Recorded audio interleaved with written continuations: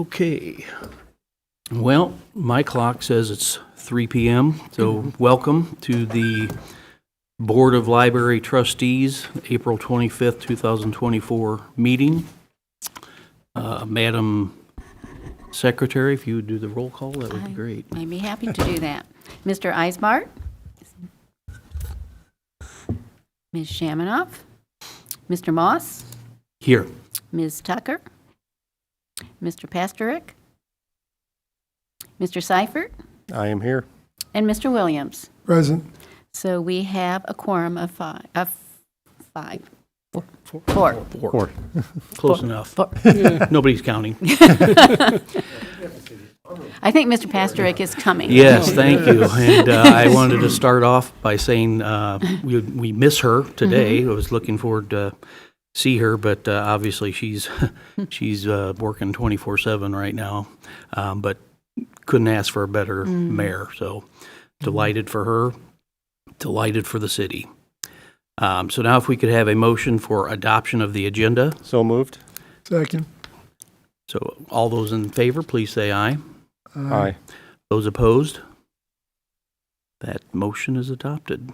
So we have approval of minutes, a slight change here, asking for a motion to approve A and B, the minutes of the regular session of March 28th and the executive session of March 28th. And then we're going to move C, the minutes of approval of the claims, down to number 5. So I would accept a motion to approve. So moved. Second. All those in favor? Aye. Aye. Those opposed? That is positively passed. So next we're at number 4 with the financial report from David. All right, thank you, Paul. Obviously, in your packet are your reports, and nothing new to report on the spending. Things are staying where they're supposed to be. Of course, the audit's going on right now, and that's going well. So far, Crow LLC is doing it, and we are working with them, getting them what they need, so it's been going well.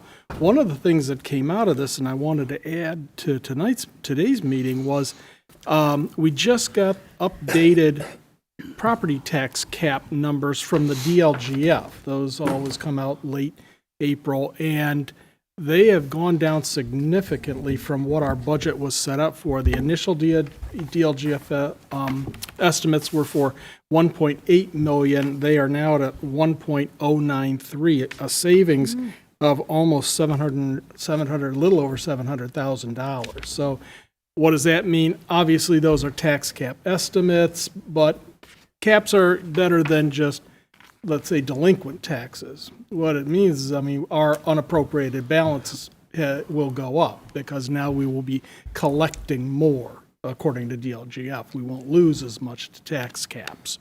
So, with our impending potential construction that needs to be done, and you'll see in the claims today, it's hot on the market, we'll need the additional revenue. So it was good news for that. When will we know for sure?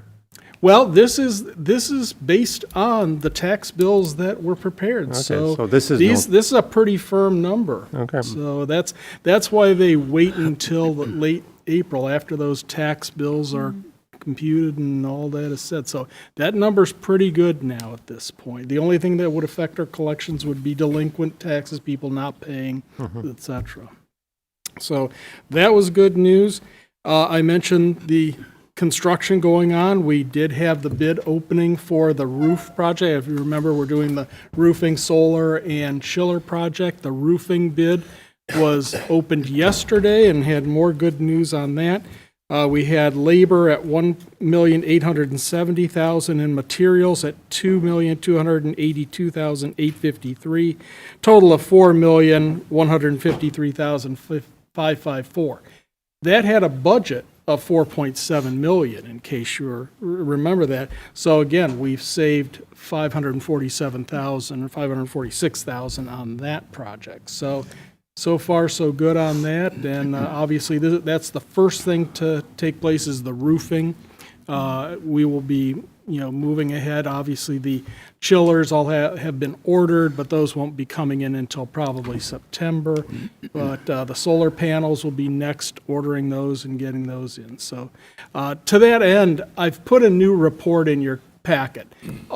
Behind the capital projects, the total 24 capital projects, I put in a new main library roofing project that'll kind of isolate those expenses so you can track and keep track of those, in a separate area. So, let's see. Other than that, the 2025 budget is starting. We've got the first workshop on the 23rd of May. That's all being done by the Indiana State Library, but it'll be put on by the DLGF, Department of Local Government Finance, and the State Board of Accounts. That kind of kicks off the budget season, and so we'll be getting information there to see about anything that's changing or guidance as we construct the 25 budget for next year.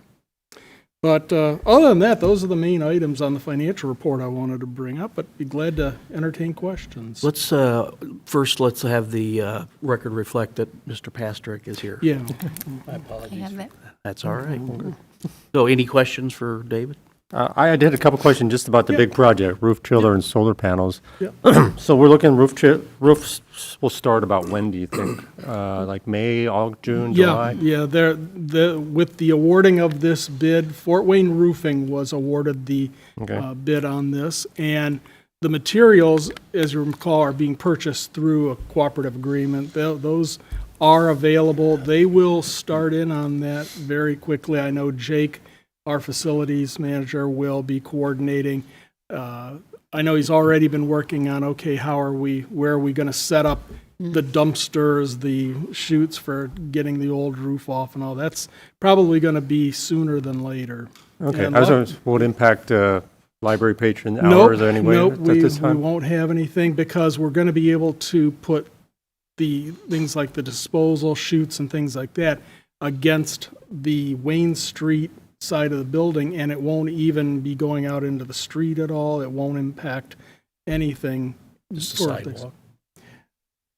They probably will cordon off the sidewalk, but it's in a little cove area, so it's back against the wall. I think once they get it up, they'll see whether they need it. But no, they've been very happy with how things are going. Fort Wayne Roofing will ultimately make the call as far as, okay, do we need to cordon that off? But other than that, it's going well, and I would think that's going to kick in probably the earlier the better. The earlier we can get the roof done, then the solar work and the chiller are ready to go. Is the hope, expectation we're done by the end of the year for everything? Yeah, that we need to have that so that we can file for that Inflation Reduction Act paperwork. And so we are working, by the way, with Baker Tilly on that, our financial advisors, who will do the filings and the tax filings for that. And but yeah, I had a meeting with Train the week before, and they're all set. They're still looking that if the chillers come in September, they will immediately, boom, go to work on that.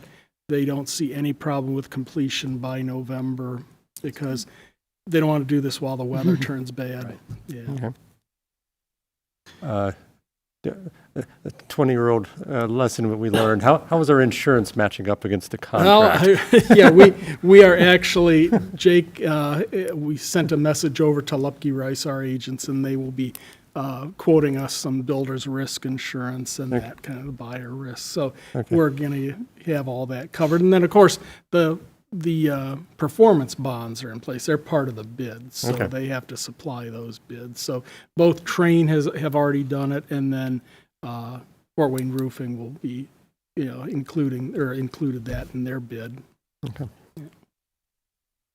Oh yeah, I'm too much of a risk averse person to not have insurance. In today's world, that's very Oh, smart. yeah.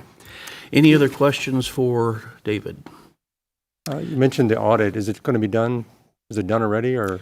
No, not done already, but everything, knock on wood, is early this year. Consequently, we should have no problem having the completion of the audit and all the reports and opinion letters so that we can file for the certified annual financial reports with GFOA by June 30th. That's the deadline for their submission. So I'm thinking that could could be a couple of weeks early. Okay. Anything else for David? With that being said, I would like to entertain a motion to approve the treasurer's report, but also the approval of the minutes, letter C, for the approval of claims. So if you could do those together, that would be great. So moved. Thank you. Second. Second. All those in favor, please say aye. Aye. Those opposed? And that passes. So now we are at Team Read Research, presentation by Charlotte. I'm going to bring these around for signature. Charlotte, if you want to come on up, I will introduce you. So, Board of Trustees, I am thrilled to introduce our Teen Services Librarian, Charlotte Hinniger. Charlotte is a recent graduate with her Master's in Library Science from IU, and her capstone project was on our Team Read program. And as you may remember, Team Read is a program we've had here for several years. It is generously funded by the Follinger Foundation, and it provides workforce development and employment experience for teens who assist with our summer learning program. And we were so impressed with Charlotte's research and what she learned about the impact of Team Read on the teens themselves and the library as a whole that we invited her to come here and share her findings with you. Take it away, Charlotte.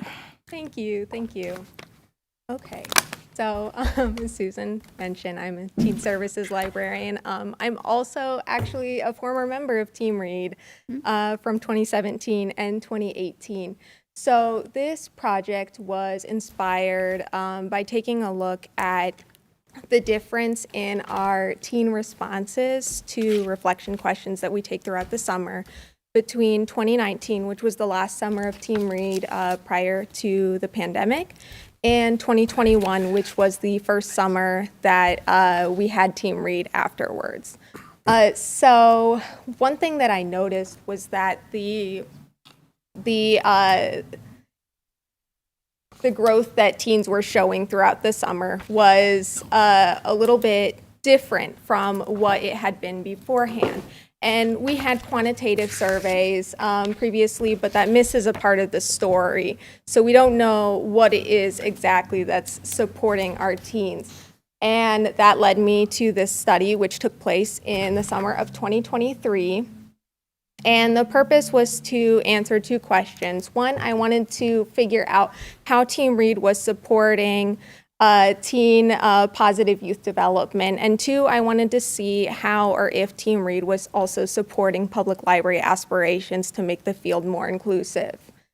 So to do that, I did a series of qualitative data collection methods. So I did observations. I spent my whole summer on and off with Team Read at the parks, in the branches. I also did analysis of the reflection questions that they answered every week. And I did a focus group at the end of the summer with the teens. One of the most fun parts of that focus group was at the end. I did an exercise called min specs, or minimum specifications, where I asked the teens to tell me what the key aspects of the program were that they thought were most important to make it successful. And what they told me were, one, connections. So those were connections with adults, connections with their peers, and connections with the children that they worked with. They also said having the books and games there to play with, the training options that we have as part of the program with our community speakers, and then also character traits that they thought were really important were open-mindedness, positivity, and respect of the rules. So that really connected well with the three findings that I found as well. So I'll start with that first category, which was first job experiences. So in my survey, I matched against a positive youth development framework called the 5 C's. And I won't get too deep into it, but the 5 are competence. So that's looking at vocational competence or academic competence, confidence, which is pretty self-explanatory, connection, character. That's their view of right and wrong, morality. And then our last one is caring and compassion. So with that first job experiences, that one really ties mostly into vocational competency and then confidence. So we're seeing that at the beginning of the summer, our teens said we're really nervous about working with children with behavioral and emotional regulation. We're worried about how does a work environment function.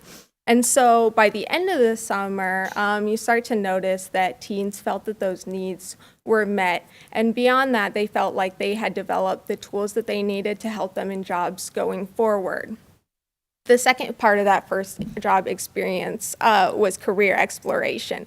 So Team Read served as a platform for teens not to just to explore careers working with children, but also careers in librarianship. And one quote which always struck me was from a teen who had spent the summer with us, and they said that I've been working with all of these people who worked at the library, and I didn't even put together that that could be a path for me. So after Team Read, this teen decided that they wanted to become a librarian, and that was a really magical moment. But the part that I wanted to focus on the most were my findings regarding connection, because I think that's really where the true meat of the story is. So there were 3 levels, like I mentioned in their min specs. We have the connections with peers, with adults, and with children.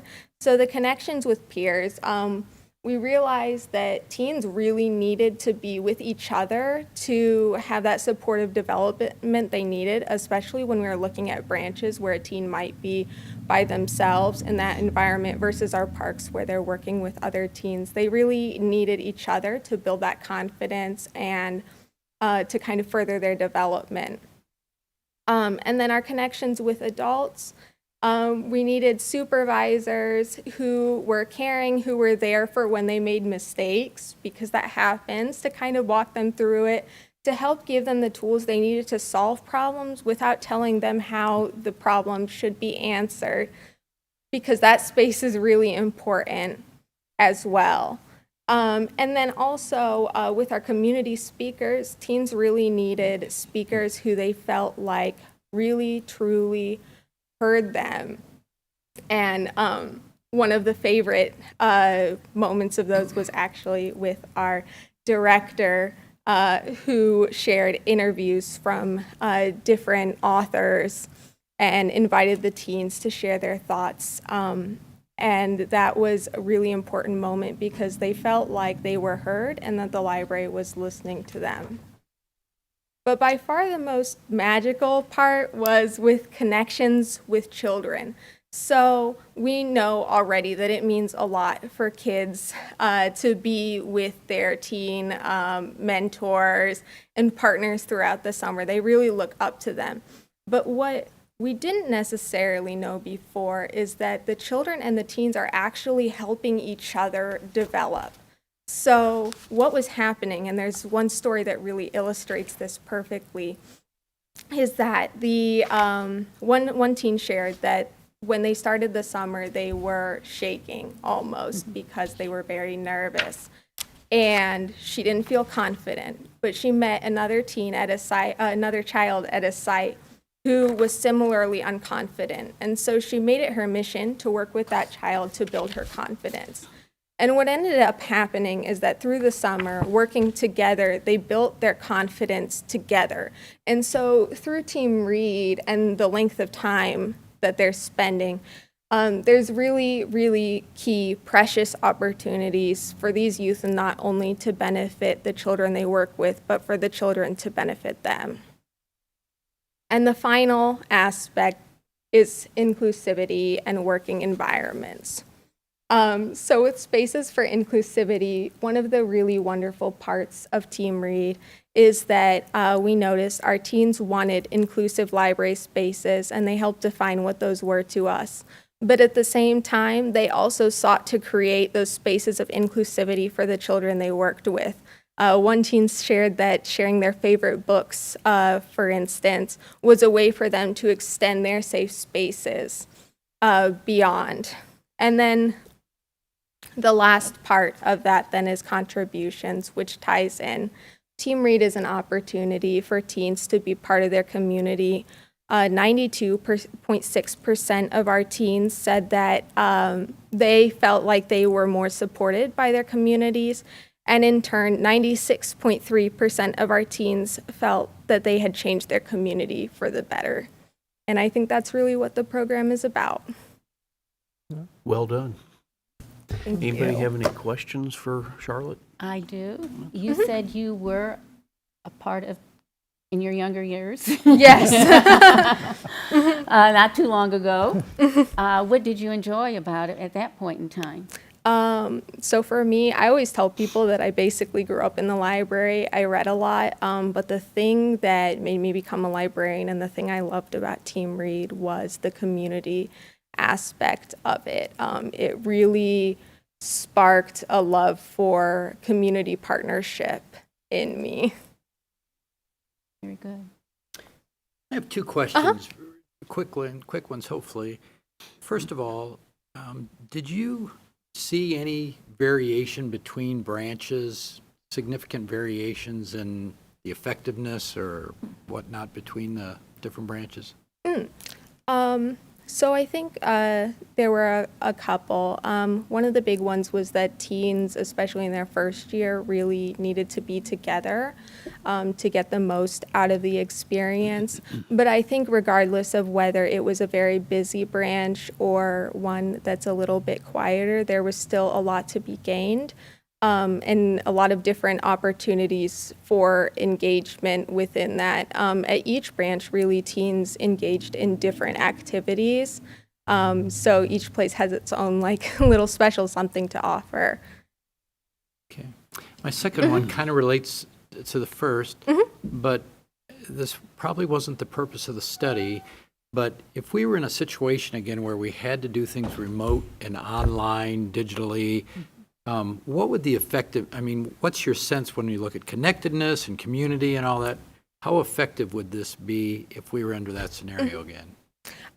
So I think one of the things that we learned from 2021, and of course my study took place later, but I spent a lot of time with that data as well, is that when teens had that more time to spend in our library branches, they were able to engage with the library in a way that the former park-only method hadn't allowed for. And of course, that had its own gifts too.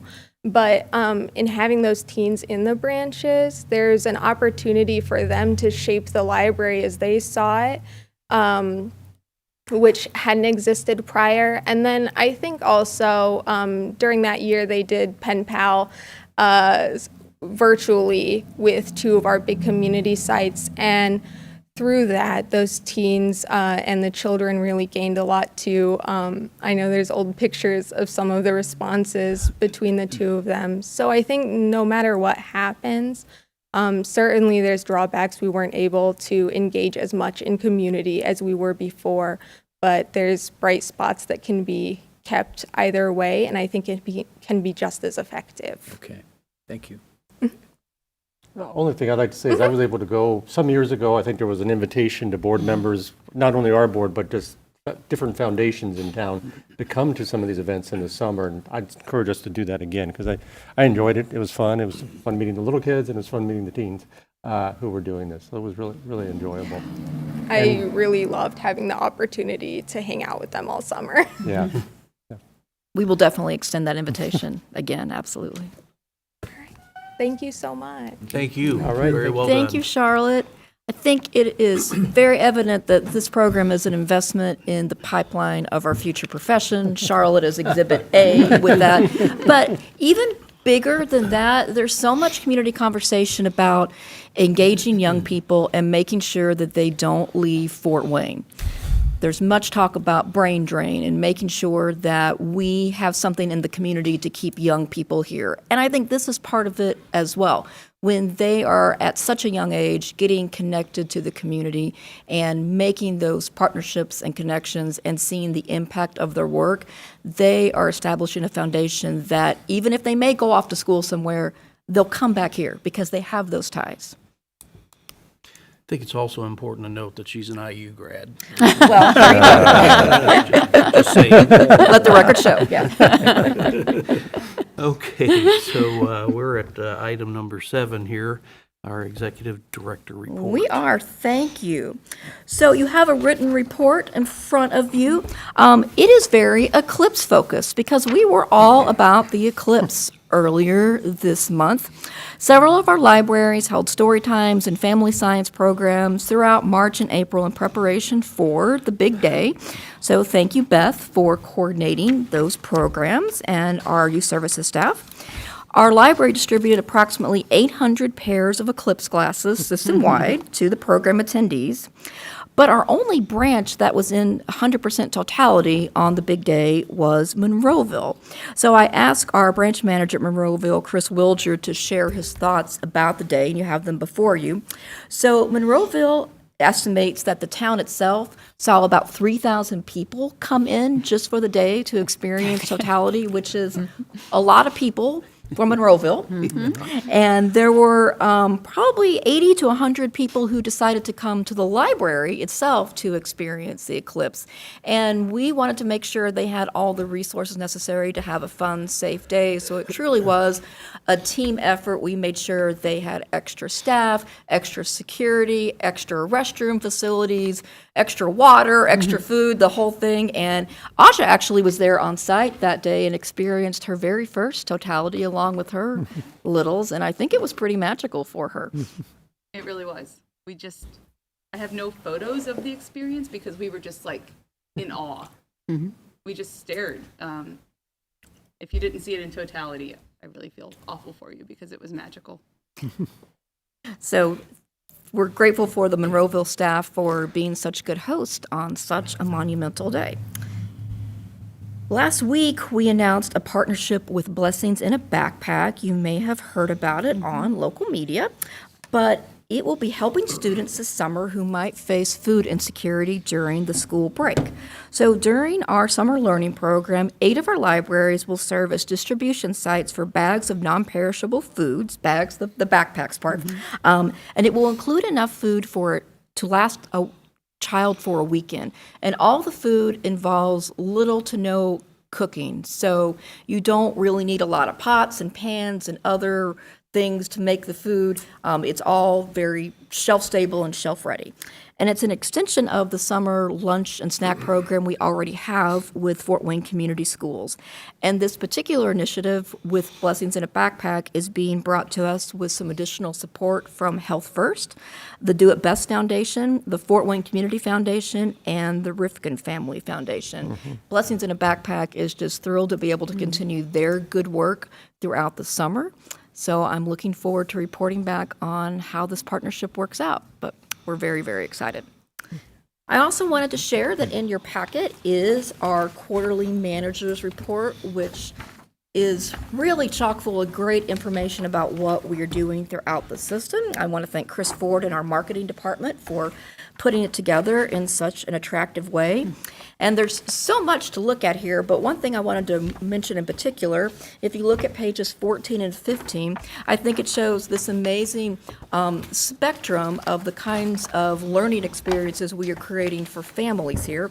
Page 14, you see your John Deere tractor, and you're out at the Woodburn branch for their special farm equipment and National Agriculture Month story time, where they worked with the John Deere dealership across the street and were able to bring in a tractor for kids to have the experience of climbing on a tractor and learning how their food actually gets to a grocery store. And then if you look on page 15, you get the report from our own Norm Compton at Access Fort Wayne about some of the technology programs they are having in their Maker Lab, including virtual reality programs using VR headsets that we were able to purchase through a grant through the city of Fort Wayne. And these virtual reality programs started here at the main library, but will be taken out to some of our branches over the summer. So I think it's pretty amazing that in one system, in one community, you can have kids climbing on trackers at the library as well as strapping on a VR headset and learning about virtual reality. So what a time to be alive, right? Thank you for that.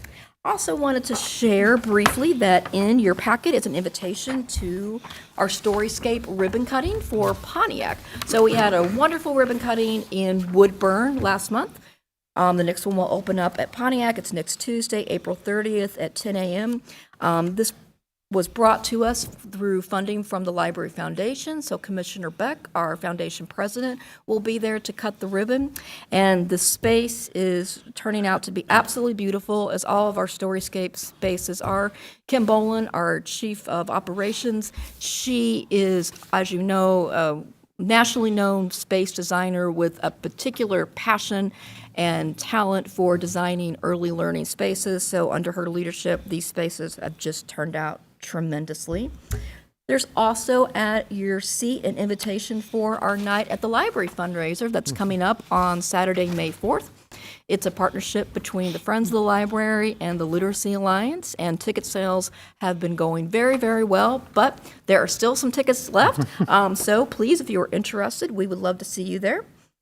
Wanted to share that at last week's convention of the Indiana Genealogical Society, our genealogy services manager, Allison DePrey Singleton, she was elected the president of IGS for a 2-year term. So we congratulate her. And finally, I wanted to echo what Paul said at the top of the meeting. We are just so thrilled for our good friend Sharon Tucker and her election to mayor of the city of Fort Wayne. So we just wanted to extend our congratulations and best wishes to Mayor Tucker. Can we clap for that? I think we can, yes. And that is my report. Happy to answer any questions. I have a comment and a question. Sure. The comment is, first of all, in the quarterly report, I just encourage you to share with the people that are involved with that. There's a lot of information there, but it's laid out very well graphically, that it's easy to take it to the level you want to gather a lot of information quickly, or to dig down in areas where you want to. And that's no small feat. Appreciate what they've done. Thank you. I agree. I was looking through it last night. I guess the question I have is who is that distributed to?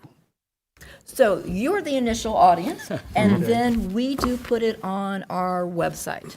Okay, And Will go out in the quarterly newsletters, first volume that will drop on Saturday. okay. We are launching a new quarterly newsletter that will go out to all patrons. It's really well done. First edition goes out on Saturday, so watch for it. Good.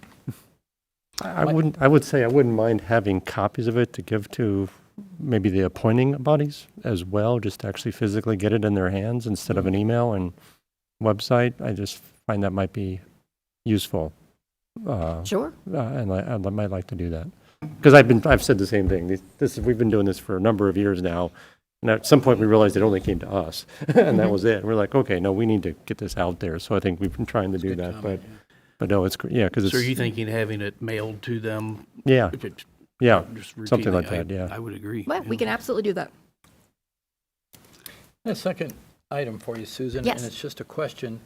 The blessings in a backpack. Yes. Boy, what a great win-win that is for everybody. How do we decide, or how's it decided which branches are participating and which ones aren't? Right now, and Beth, correct me if I'm wrong, but I believe we are doing Blessings in a Backpack at the locations where we are already doing summer lunch and snack with Fort Wayne Community Schools. So these are the branches that are within Fort Wayne Community Schools district. And in high need areas. That's probably the piece I'm interested to hear. There's been other types. Thank you. You're welcome. I have a quick question. I recognize, going back to the blessing on a backpack, I recognize all the foundations except for Health First. I've never heard of it. That is a component of the health department, I believe. That's correct. They're not a foundation, they are a government entity. Gotcha. Okay. Well, this night at the library, I think, is a great idea. You know, the zoo has an annual event that is very popular, and I could see this being very popular as well. People seem to like behind the scenes. Yes, Off-hour absolutely. stuff. I just signed up, as a matter of fact, on the Wonderful. phone, so, I'm going or to. trying to. Just 1 second. Okay, did you have anything else, Susan? I'm good. No? All right, we're down to 8 new business. Is there any new business to come before the board? Hearing none. Public comment, is there any in-person public comment or online? No? Okay. Well, then I would accept a motion to adjourn. Second. All in favor, say aye. All right. No ayes or nays, I suspect, so thank you very much. We do have executive session, so we'll take a quick break and then go move into that.